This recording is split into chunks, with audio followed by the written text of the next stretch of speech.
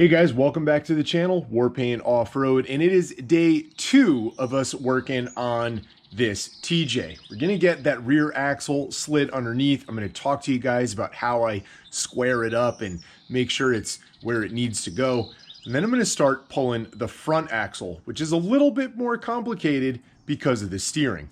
But stay tuned and check out how easy this can actually be.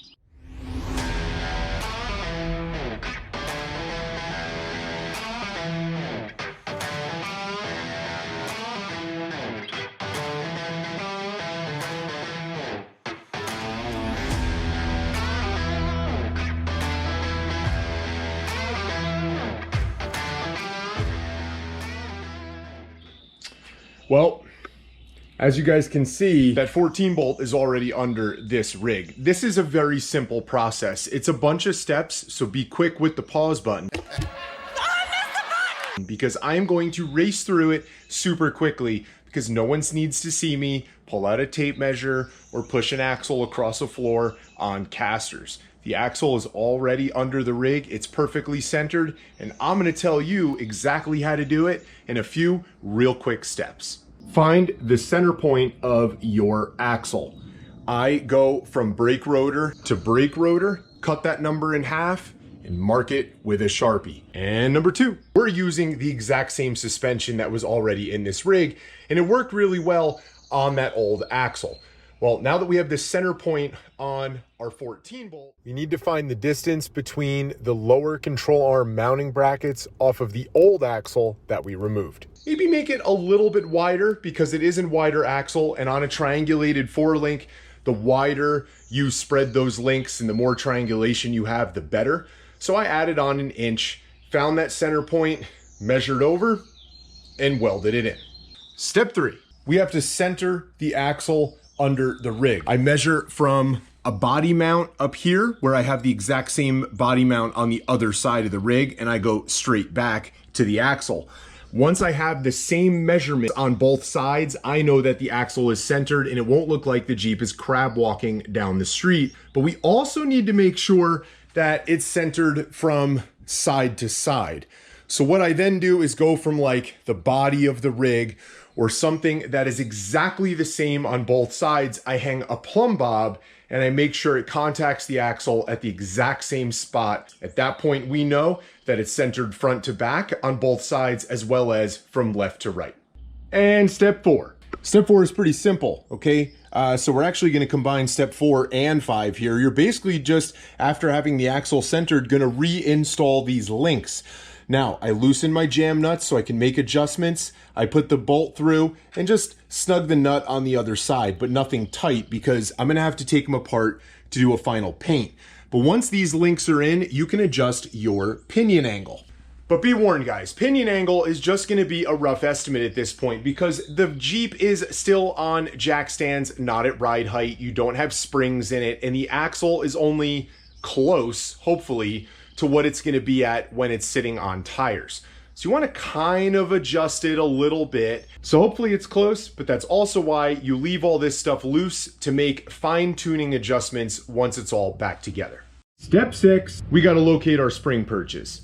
Now, that's actually pretty easy to do. I use a digital angle finder, and I basically put the spring perch on the axle with that same plumb bob I used a few minutes ago to center it. I hang it from the upper mount on the spring bucket up here down onto the axle tube, and then I place my spring perch. I do the same thing on the other side of the axle, and then before I weld them in, I make sure that the angle of that lower spring perch matches the same angle of the upper. That way the spring is not gonna be bowed. But only tack weld it into place because remember that pinion angle is probably gonna have to change once it's sitting on its springs. Now, if it's just a degree or two, it's not that big of a deal, but if you have to change it a fair amount, you don't want your springs to be bowed like they are on a factory axle when you install a lift kit. And the last step is to install those springs. Now guys, the way I do it is exactly the way I did it in part 1 video when I removed them. I basically at this point put the axle on a jack, I lower it down, I install the spring so I don't need to use a spring compressor, and then I carefully jack the axle back up into position. But please, guys, be careful, okay? I have seen horrible things happen to really smart, good people in shops when they have things on jacks. That 14 bolt with that truss on it and the brakes that are on it and everything else probably weighs close to about 700 pounds. And if it falls off that jack and lands on your leg, on your toe, it's going to obliterate anything that's in there. And there's the leg, guys. All right. So obviously when that axle fell on my leg, it did some damage. It did crack one of the bones, your tibia, I think it's called. Didn't crack it obviously all the way through. I'm supposed to be wearing a walking boot. I'm not going to do it. I'm basically relying on the fact that me babying this and taking some weight off of it is going to let it heal over time. If it gets worse, I'll obviously go back to the doctor, but that's where we're at.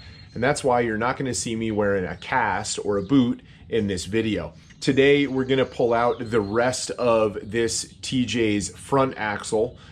Let's get it done. I started by getting under the Jeep and removing the drive shaft. And this is pretty simple and quick, but with the front end of the Jeep on jack stands, I pulled off the wheels and tires.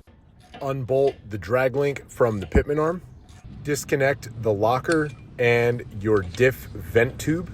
Unbolt your shocks and remember to disconnect the brake lines from your calipers. Then carefully lower the axle down to the floor and take the pressure off your springs. You might have to remove your bump stops in order to lift the spring off the axle. I had to on this particular setup. Then grab the spring and gently lift it off the axle perch, making sure to keep your toes and legs clear just in case it decides to fall off that jack. Finally, disconnect all the control arms and the track bar and roll the axle out of the way. All right, guys, and there you have it, right? So obviously pretty simple to take the front axle out of this rig, especially with a 3-link, not having that 4th link to fight with. You just got to be really careful when you're lowering it down to keep everything stable, because that 1 link on the top is the only thing that sets your caster and stops it from flopping. And when you leave the steering connected in the front like we did with the tie rod and the drag link, it winds up throwing the weight off balance. It doesn't necessarily roll the way you think it's going to. But anyway, guys, pretty simple to pull out a factory front axle. It's a lot lighter than the 1-ton, obviously. Now, we're going to weld a truss onto that front Super Duty Dana 60, and because this rig was set up for a JK with axle, the JK swap truss is going to allow it to go right underneath pretty quickly and pretty easily. So stay tuned, keep watching this video series, and you'll see this thing out on the trails very shortly. Thanks, guys. Get out there, build something.